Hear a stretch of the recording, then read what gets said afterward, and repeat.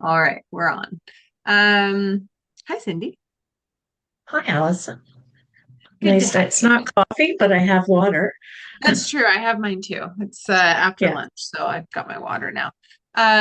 Yeah, hi everybody. Welcome to Coffee Talks, Casey Coffee Talks. I am very excited today. I talk with Cindy almost every day, but there's always the chance that there's some of you out there that don't know, some of the greater details about Cindy or just her background, where she's come from. What she loves about Casey and her thoughts on, where Casey's going. So I thought this was a great opportunity to chat with Cindy and, provide that hopefully more in-depth introduction about Cindy herself, and then, yeah, her thoughts on Casey and where it's going. So I know we could talk forever, but we'll try and keep it to 20 to 25 minutes. And I've got some questions lined up, but we can, of course, just let it roll as it will, as it usually does. So, welcome, Cindy. Thank you for joining me. And Thank you. yeah, to get us rolling, get us started, I thought maybe if you could just give a backgrounder on, yourself, maybe your previous experience, and then why you were interested in taking this job as the executive director with Casey, and yeah, where it all began, I guess. Awesome. Well, I guess when I was born in, no. Um, I actually have two university degrees. My first degree is I have a specialized honors degree in psychology from York University. And when I finished that, I traveled for a year and I went to mainland China, Australia, New Zealand, having been to on a Kontiki tour the year before. And all these people who were on the tour said, "Oh, if you're ever in Australia, New Zealand, you can come stay with me." So I did. And then when I came back, I'm like, oh, I don't know what I want to do. I don't know if I want to pursue psychology. So I decided to put off being a grown up for even longer. And I got a Bachelor of Commerce that specialized in hospitality and tourism management. So I started my career off actually at an association management company who managed multiple associations, and I was their event planner. So my pathway into this through the nonprofit association world was as an event planner. And I actually lived in Texas for 2.5 years for the International Facility Management Association as their director of event manager, um, organizing citywide conferences like in Chicago's McCormick Place and Dallas and Salt Lake City. Yes, all the high Nice. spots. And I was actually a pioneer telecommuter, which we now call working remotely. And so, because my husband lived in Toronto, I was in Houston. So, I wanted to live with my husband. And so, we actually had this was before cable. I had an ISDN line put into my front yard, and they truncated calls from Houston to my house. So, people would think they were talking to me in Houston, and I managed my team in Houston, and unfortunately or fortunately, when you live with your husband, you can get pregnant. And so I decided that I would prefer to raise my child in Canada. Hmm. And so I left IFMA and did consulting work again, still in that whole nonprofit sector. Hmm. Um, I then went back to work with association management companies, but the challenge with that is that you're really stuck with the contract and the scope. So you really couldn't go, if you saw something that needed to be done, if it wasn't in the contract, you couldn't do it. And that was Hmm. extremely frustrating for somebody like me who is a fixer and likes to find solutions. And I have lots of ideas and I can't act on them. So it's very frustrating. Hmm. So it's time to change that pathway. And ironically, at the last association management company I was with, I was the executive director of Fenestration Canada. And so two of the people there knew people who were energy advisors, Andy Oding Hmm. and Mark Rosen, I think. And Hmm. they were at a CHBA conference in Niagara Falls. They said, "Do you know somebody?" And they went, "We do." And so the rest is history. Now, when I started with Casey, and the reason I started, I took a chance with Casey because when I started in July of 2019, Casey had 53 members. Mm. It had like they had money in the bank that the founding members had invested themselves, Wow. plus, I think a couple of years because the association was started in 2017. So not a huge bank account. So Hmm. they were taking a leap of faith, bringing on an executive director. This it was really the first real one. They had some other people, but this was it. And I thought, I'm building an organization. This is pretty exciting. You don't get this opportunity. It was Yeah. like a start. So after getting them a phone number, for Crucial first step. crucial first step. So we just went from there. And after 2 years of part-time, Casey very graciously let me be the full-time executive director. So if Awesome. you think about from 2019 to today, we've come a long way. Hmm. And my philosophy was we have to make ourselves look bigger than we are. Hmm.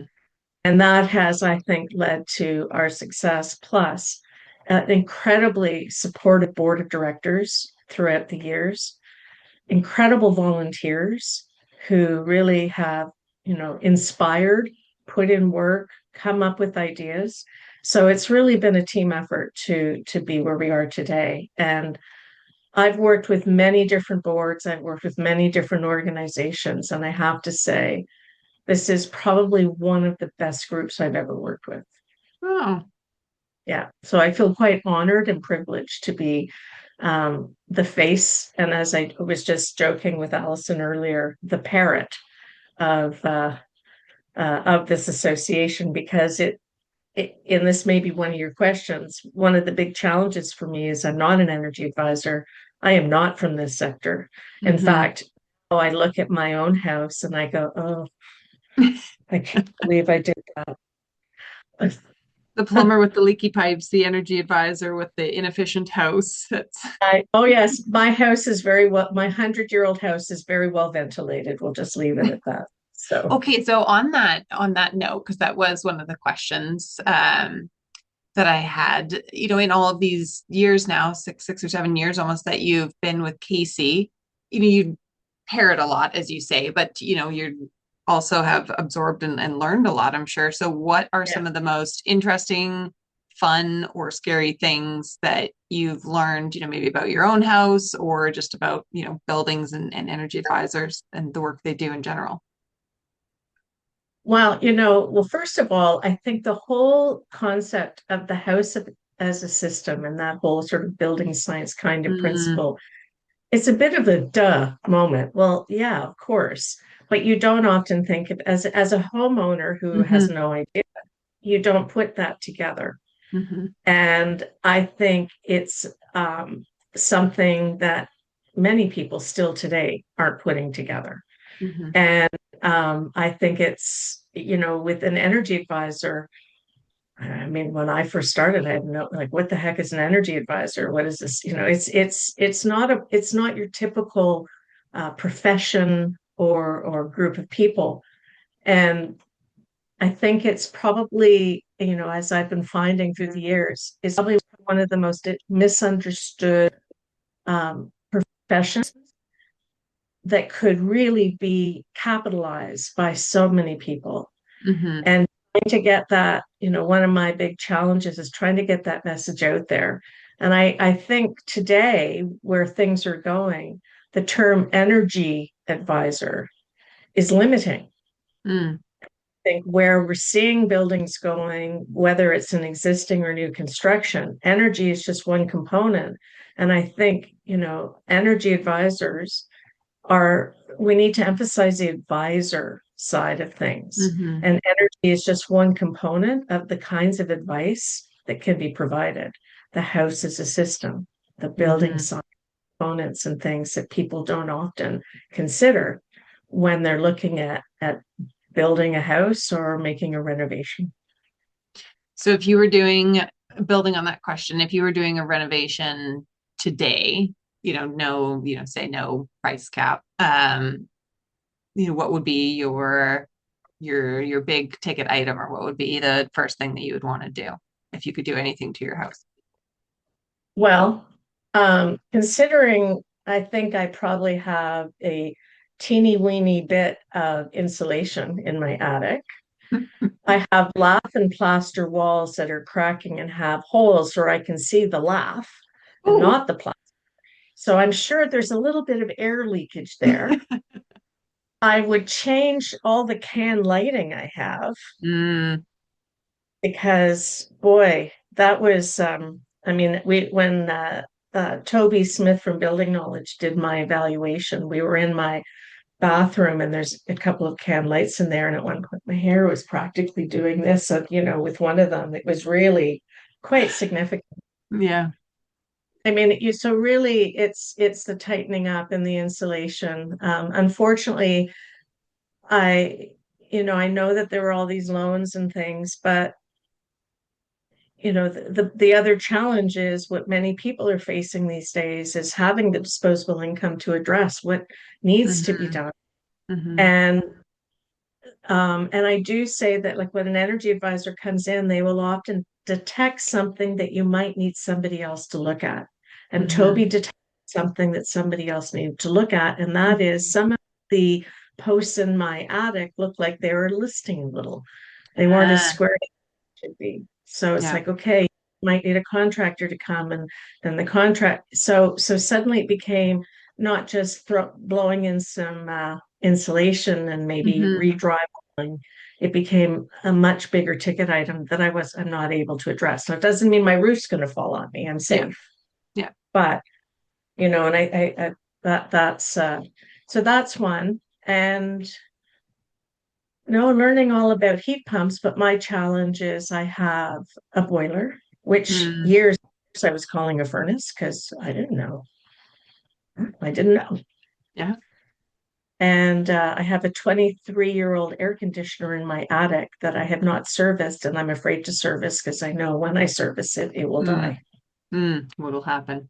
Well, and I don't think and I wouldn't feel embarrassed that, you didn't know that your boiler was a furnace or furnace was a boiler, vice versa.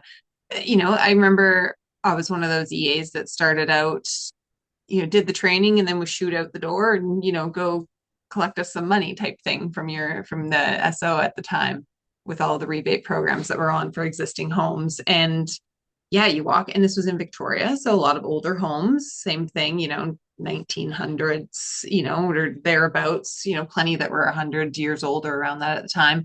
And sure, you'd walk into some homes and I'd be like, I don't know what that is, right? And like quickly get on Google, like try and take a picture and be like, yeah, okay, Yeah. yeah, this is a furnace or this is an old boiler, but like, what is it? I don't even know. This wasn't covered in the training. This wasn't one of the four pictures I was quizzed on in the entrance exams. Um, I remember going into a lady's house once and she had, it was like a standard hot water tank, and but it was completely made of copper, which I didn't know was apparently a thing back in the day. That was just this, but I just looked at it and I was like, she said, oh, the plumber just told me just to leave it if it's working fine. But the first thought in my head was, yeah, but copper prices are pretty good right now. Like, I bet you could get some good money for that thing at the scrapyard. All, efficiency aside, probably not, doesn't have a blanket on it. But yeah, and I think a lot of, our existing home EAs would probably say the same thing as you. That was just, you didn't know until, someone taught you or you figured it out for Yeah. yourself. And, um, but I think that's where you and Margot and brought me into the loop on it have been great. The call we were just on, someone gave kudos for the webinars that we've been hosting, and just kind of bringing everyone into the fold, saying, yeah, we realize in the training that's out there, or just the communication, or what have you, not everyone knows everything, and don't be embarrassed, if there are some things that you don't know, and Mhm. let's learn it all together and share those stories, and then have those webinars as one tool to share that information and to try and get all of our members onto the same page and give them that education. So you've done a great job with that for sure. Thanks. Thanks. Is Well, there? I think I have the benefit, Allison. I go to, I was just in Regina at a conference Mm-hmm, and hear something, and it may not be directly related to EAs, but I think, oh, mm-hmm, that's idea. Or I'm hearing conversations and I go, EA should be hearing about that. And so that's sort of how these mm-hmm, webinars, they just kind of evolve. We were just on a call with our education committee and somebody said, what about this? And it was like, mm-hmm, okay, let's do it. And so when I started out, I tried to have one webinar a month. Now, sometimes we have two, maybe three a month mm-hmm, because we have a huge commitment. That's one of our mandates, is to provide information, education, training for energy advisors. Many are sometimes for non-members as well to participate. And we even try when, as many people are maybe seeing this know, like we try to even it's a webinar, we'll unmute you so that we can have that engagement. And with the one mm-hmm. we just had recently, I think it was really good to hear the conversation that was going back and forth between the presenter and one of the participants of the webinar. It just adds again that little bit more um, relevance, I think, as opposed to a talking head. Yeah, absolutely. And you mentioned mandate there. So I think really beneficial for our audience to hear about, I think we did do a webinar earlier in the year, but after Building Knowledge Canada's spring camp this year, Casey had our um, why am I blanking on the word? I just had it in my Strategic head. plan. Strategic planning meeting. Thank you. Um, so maybe if you could speak more to, Casey's overall like governance, the mandate, the direction that say we're going not only this year, but what's our 3 to 5 year plan? Where do you see Casey going in the industry in general? Sure. So Casey is governed by directors. I report to the board of directors. The board of directors is accountable to the membership. So Hmm. the membership votes them in. So really this is the members association. The members are just authorizing the board to sort of help to steer the ship. Hmm. The board then tells me, okay, this is where we want to go. It's up to you to make it happen. Hmm. So that I then have committees and volunteers and wonderful partners like you and Margot who help make this happen. And Hmm. so that's sort of how this all works in a nonprofit. Um, we had what was really awesome, and I think the members really appreciate it. For the first time before a strategic planning session, we did a member survey to see what the members wanted. Again, Hmm. it's members association. And we don't want, groupthink on a board. We want the members to influence some of that strategic conversation. I think it was extremely helpful when we came together and did that strategic planning session, which was facilitated by somebody outside of the organization Hmm. to pull that, really pull out where we need to be looking and focusing our attention. Education and training is still an extremely strong strategy over the next few years because we are still wanting to elevate the profession. And in particular, we're wanting KC members to be recognized for being, the best in the land, if you will. Hmm. And so that continued focus on having continuing education credits and the errors and emissions insurance and even having our master energy advisors, again, just demonstrating that not all EAs are created equal. And that message is starting to resonate with other stakeholders. We now see, for example, CHBA is requiring that their net zero energy advisors be KC members. And Hmm. part of behind that decision is again, we have CECs and we have a requirement of errors and emissions, and we have a very high level code of ethics and professional conduct that we want our members to follow, as well as every year requiring a verification letter from a service organization to say you're in good standing. Mm-hmm. So that's partly why they do that. The Home Performance Stakeholder Council is Mm-hmm. helping fast track energy advisors again because of our qualification of our members. Mm-hmm. So and even some projects and initiatives are only now requiring CACEA members or Mm-hmm. preferring CACEA members for them. Um, so we want to continue that. We want to continue being at the right table. We're having some really productive, I think, hopefully, conversations with NRCan. Unfortunately, like one of the challenges of my role and in general, advocacy takes a long time. And we want things to happen fast, and it takes a long time. It's relationship building.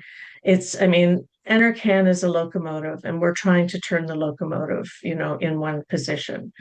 And I actually think we have been able to turn it a little bit, Mm-hmm. maybe not as fast as we want, but, I actually was complimented last week by Tracy Kootenay, who's deputy director at NRCan, about how I have been a strong advocate for the profession and not just the profession, but the EA community, and that Mm-hmm. I don't wait for things, I make things happen. Mm-hmm.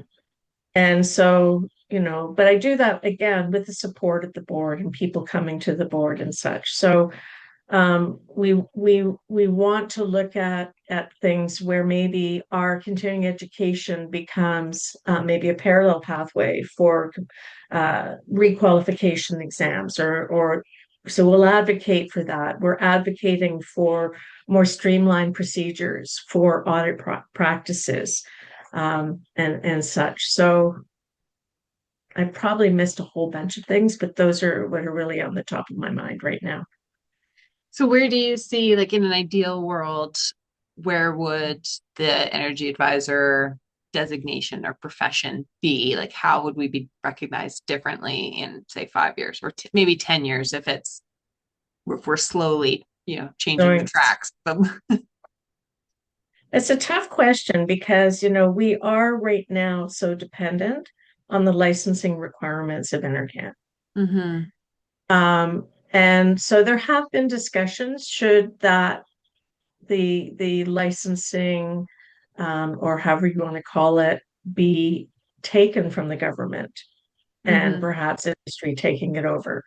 Um, it's in the back of Casey's mind, I believe, because that when it was first started, we're not in a position at this point to do anything like that. But Mm-hmm. certainly we are looking at, we don't want to be just tied to Enercan. So we are Mm-hmm. looking for other pathways and opportunities that energy advisors, perhaps building advisors instead of energy advisors, Mm-hmm. although we'd have to come up with a C word so we don't have to change our acronym that would or E or whatever. So yeah, and that was talked about at the strategic planning session because energy advisors are going to have to really become familiar with resilience, Mm-hmm. um, adaptive measures. They're going to have to become very familiar with embodied carbon options and perhaps new ways of building. Maybe straw bale houses are actually not going to be a bad thing. Maybe hemp Mm-hmm. brick is going to be something to consider, like all these Mm-hmm. different strategies and things. Modular housing is, a hot topic on our current prime minister. So where do EAs fit in on panelization Mm-hmm. and, you know, the modular housing world? We have to find ways to help this profession evolve Mm-hmm. because things are changing and they're changing quickly. And so we have to make sure that our industry not only can adapt to the changing world, but that the world outside can see the value of the knowledge and education and skill set that current EAs have. And Gord Cook just recently did a webinar for us on selling your services. Really interesting thing. Like he said, write down the skill sets that you have. Not that Mm-hmm. you're an advisor, but what goes into that. Mm-hmm. So then we have to look at how does that apply to what's coming.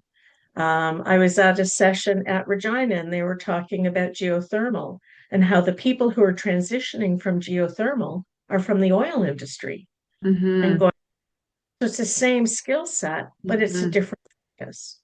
So Mm-hmm. that, also what we have to be looking at. How can we might have to change how we're doing things. We have these virtual tools coming out, virtual audits. Mm-hmm. Okay, that's happening. So Mm-hmm. how do we work in this space? How do we not be threatened by it, but we can actually adapt and make things better for the homeowners, for Canadians, et cetera? And that's really, but that's going to take all of us.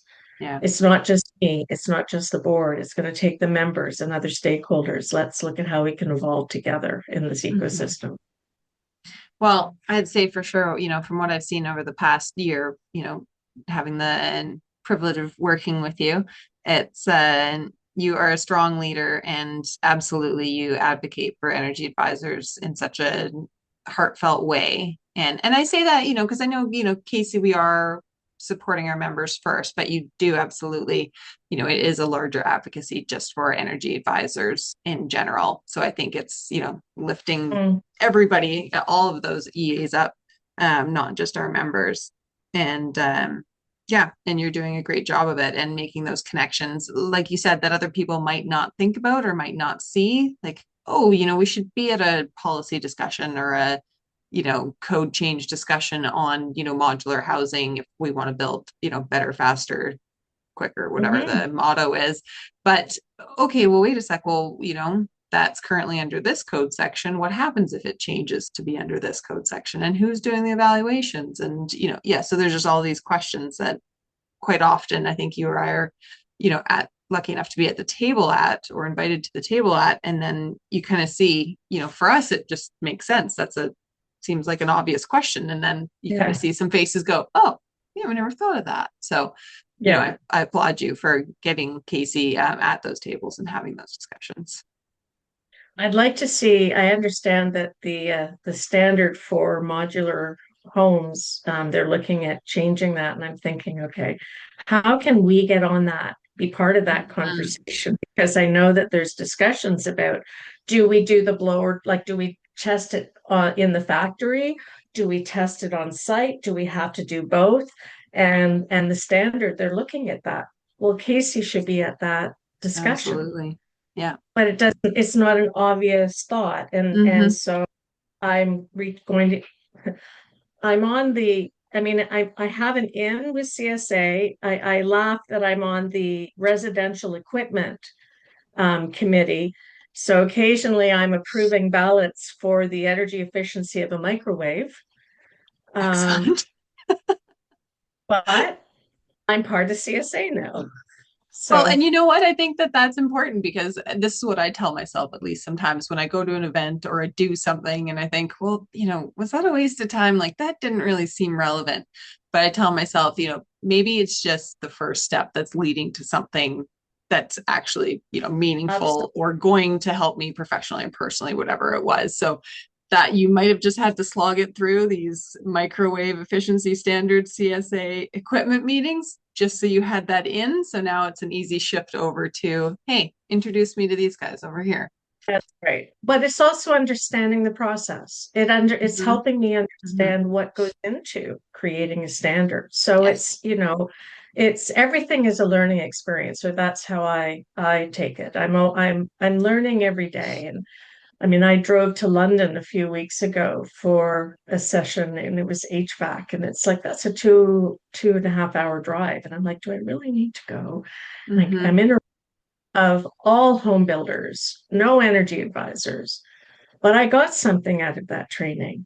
But I also demonstrated to the host that I was committed to Mm. doing. And so now Mm-hmm. Casey there, even though I don't Mm-hmm. have to, and I made the effort to be there in person, Yeah. that really helps with the relationship building. Yeah. Well, that's awesome. And again, yeah, I applaud you for and know that our community appreciates everything that you're doing for us, for them. Okay, so I'm going to wrap it up with a lighter question because I think this we'll put this episode out to our members in a few weeks when it will be December. So, as a parting question, I want to know your favorite Christmas treat and tradition if you have one. Well, they're If kind you of combined. celebrate Christmas, of course. I do celebrate Christmas. I decorate the house. My tradition in my family. So I have two daughters, who are now, well, today in what is it, November 2025, or 24 and 26 years old. And I have a cat, Rosie. And since the youngest was two, I gave them pajamas every Christmas Eve. And I Aw. made the Oh, wow. because I'd be up until like 4 o'clock in the morning trying to finish them on the 23rd. You're working and being a mom and everything. I am still giving them, I'm not making them, still giving them pajamas. And I give them a Christmas ball and a Christmas ornament every year. Aw. And from a treat. I'm not, I make cookies, Mm. a whole bunch of cookies, and I have the best Nanaimo bars. I'm just going to Oh, say, I know that they're nice. beautiful. And when I was out there, I tried two different, and one of them was close to mine, but mine still. Oh, and maybe I'll share that in a Christmas message, Cindy's Nanaimo bar recipe. Yeah, I like that idea. And I think they pack and ship pretty well too. I'm just, Oh, yes, yes, and they melt. So I make probably 7 or 8 different kinds of cookies. Wow. So I'm starting to stockpile butter when I see it on sale, and I freeze it.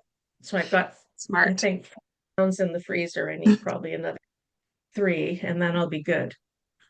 And Yum. that's my Sounds good. Christmas tradition, is staying up, cursing and swearing and getting burnt and sorts of cookies. And if I don't make them, I have a lot of disappointed friends and family. Aw, well, it sounds like it's very appreciated and delicious. Yes. Awesome. Okay, well, I appreciate you taking the time to share your background and more information and the history on Casey and yourself. And I'm sure the members and whoever else is listening in will really enjoy it. So thanks, Cindy. Welcome. And as you know, I'm always, shoot me an email, Hmm. call me. Again, it's the members. I'm just here to facilitate what the members, what I think the members will benefit from.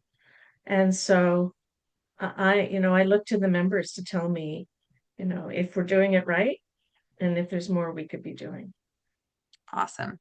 Okay, well, on that note, I will stop our recording and we'll say goodbye to everybody. Bye, everybody.